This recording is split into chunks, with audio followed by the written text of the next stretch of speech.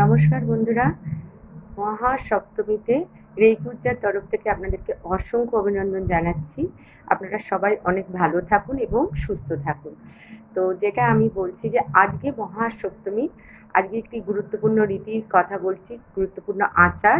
আপনারা প্রত্যেকে জানেন যে কলা বউ, এই কলা বউ সম্পর্কে আপনাদেরকে বলছি। এই যে কলা বউ স্নান করানো হয়, আমাদের খুব পরিচিত গণেশ ঠাকুরের পাশেই কলা বউ রাখা হয়। এই কলা বউ আসলে কি এবং এর কিভাবে পুজো করা হয় বা এর মানেটাই বা কি? নব কলা বউ স্নান হলো অ্যাকচুয়ালি হচ্ছে নবপত্রিকা। কি কি গাছ আছে আমি একটু বলে দিচ্ছি আপনাদেরকে।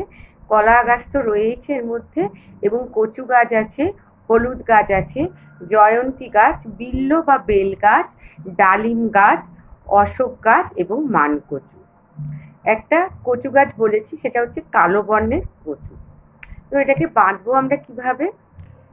এই শ্বেত অপরাজিতা মানে সাদা রঙের অপরাজিতার লতা এবং হলুদ সুতো দিয়ে এই 9টি গাছকে আমরা একসঙ্গে বাঁধবো, এবং এই 9টি গাছকে আমরা কি করব, নূতন বস্ত্র পরাবো এবং সেটাকে আমরা স্নান করাবো। তো সাধারণত সূর্যোদয়ের আগেই রীতিটা করানো হয়। তো এর মধ্যে যদি সাধারণত গঙ্গা জল বা অষ্টকলস জল দিয়ে স্নান করানো হয়। আর যখন এই নবপত্রিকাকে স্নান করানো হয়, তখন মানে অনেক বধূরা কি করে, শঙ্খধ্বনি দেয় বা উলুধ্বনি দেয়। তো এবারে বলি যে এই গাছগুলো কোন কোন দেবীর প্রতীক রূপে পুজো করা হয়। তো প্রথমেই বলি হচ্ছে কলা বা কদলী, এটা হচ্ছে ব্রহ্মাণীর প্রতীক। কালো কচু যে গাছ, সেটা হচ্ছে দেবী কালিকার প্রতীক। হলুদ দেবী দুর্গা বা উমা। জয়ন্তী হচ্ছে দেবী কার্তিকী। আর বেল বা বিল্ল গাছ হচ্ছে শিবা বা শিবানী। ডালিম গাছ হচ্ছে রক্ত দন্তিকা। আর অশোক গাছ হচ্ছে শোকরহিতা প্রতীক। আর মানকচু হচ্ছে চামুন্ডা প্রতীক।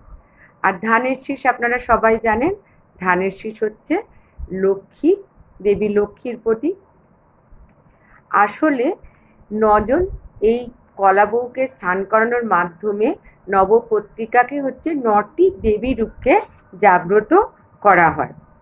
আমরা দেখেছি এই কলা বউকে গণেশ ঠাকুরের পাশে বা দেবী প্রতিমার ডান দিকে রাখা হয়। আর যখন আমরা কলা বউকে স্নান করাবো, তখন তার একটি মন্ত্র আছে, কলা বউ বা নবপত্রিকা। আমরা এটা নবপত্রিকাই বলবো।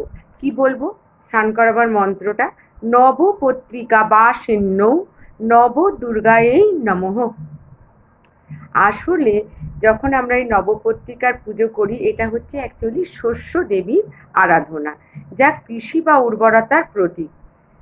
তো আজকে এইটুকুনি থাক। আপনারা সবাই খুব ভালো থাকবেন। আর দুর্গা পূজা, এর পরের আমার ভিডিও হবে দুর্গা পূজা, মা দুর্গা নামের মাহাত্ম্য, যে দুর্গা নামে সকলের বিপদ কাটে।